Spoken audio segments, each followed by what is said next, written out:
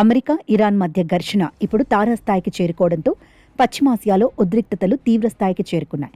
తమ చమురు ట్యాంకర్లపై అమెరికా దాడులు చేస్తే చూస్తూ ఊరుకోమని, ఈ ప్రాంతంలోని అమెరికా సైనిక స్థావరాలపై భారీ ఎత్తున విరుచుకుపడతామని ఇరాన్ రెవల్యూషనరీ గార్డ్స్ తీవ్ర హెచ్చరికలు జారీ చేశాయి. ఈ హెచ్చరికలతో గల్ఫ్ దేశాల్లో ఒక్కసారిగా ఉద్రిక్తత పెరిగింది.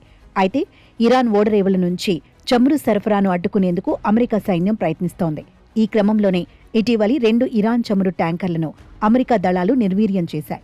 దీనికి ప్రతిచర్యగా హెర్ముజ్ జలసంధిని శాశ్వతంగా మూసివేస్తామని ఇరాన్ హెచ్చరించింది. ప్రపంచ ఇంధన సరఫరాలో కీలకమైన ఈ మార్గాన్ని మూసివేస్తే గ్లోబల్ మార్కెట్ కుప్పకూలే ప్రమాదం ఉందని నిపుణులు అంచనా వేస్తున్నారు. ఇప్పటికే అంతర్జాతీయ మార్కెట్లో చమురు ధరలు ఆకాశాన్నంటుతున్న వేళ హెర్ముజ్ జలసంధిని ఇరాన్ శాశ్వతంగా మూసివేస్తే ధరలు మరింత పెరిగే అవకాశం ఉందని అంటున్నారు. పశ్చిమాసియాలో నెలకొన్న ఉద్రిక్తతలు మరియు హెర్ముజ్ జలసంధిలో సరఫరాకు అంతరాయం కలగటం వల్ల ప్రపంచవ్యాప్త చమురు సరఫరాలో 20% ప్రభావితమైంది. ఇది ముడి చమురు ధరలను ఆకాశానికి చేర్చిందని గుర్తు చేశారు. మరోవైపు బహ్రెయిన్లో అమెరికా నౌకాదళ ప్రధాన కార్యాలయం ఉండటంతో ఆ దేశానికి కూడా ఇరాన్ వార్నింగ్ ఇచ్చింది. అమెరికాకు మద్దతు ఇస్తే తీవ్ర పరిణామాలుంటాయని Iran parliamentary committee chief Ibrahim Azizi హెచ్చరించారు. Iran supreme leader Mojtaba Khamenei ఆరోగ్యంపై వస్తున్న వార్తలను ఆయన కొట్టిపారేశారు. ఖమేనీ పూర్తి ఆరోగ్యంతో ఉన్నారని, త్వరలోనే ప్రజల ముందుకు వస్తారని స్పష్టం చేశారు.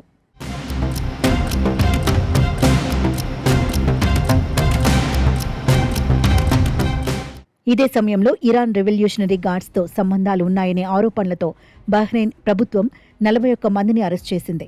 వీరంతా ఇరాన్ సహకారంతో ఉగ్రవాద కార్యకలాపాలకు పాల్పడుతున్నారని బహ్రెయిన్ అంతర్గత మంత్రిత్వ శాఖ పేర్కొంది.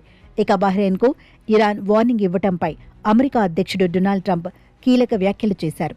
ఇరాన్ కనుక అణు కార్యక్రమాన్ని వెనక్కి తీసుకోకపోతే, హెర్ముజ్ జలసంధిని తెరవకపోతే పూర్తిస్థాయి బాంబు దాడులు మొదలు పెడతామని హెచ్చరించారు.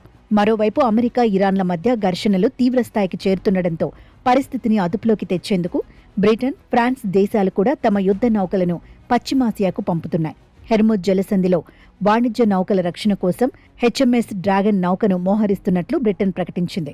మరోవైపు ఈ యుద్ధాన్ని ఆపేందుకు అంతర్జాతీయ దౌత్య ప్రయత్నాలు మొదలయ్యాయి. పాకిస్తాన్ ప్రధాని షెహబాజ్ షరీఫ్ అటు అమెరికాతో, ఇటు ఇరాన్తో నిరంతరం సంప్రదింపులు జరుపుతున్నట్లు సమాచారం. రష్యా, సౌదీ అరేబియా కూడా శాశ్వత కాల్పుల విరమణ కోసం విజ్ఞప్తి చేశాయి.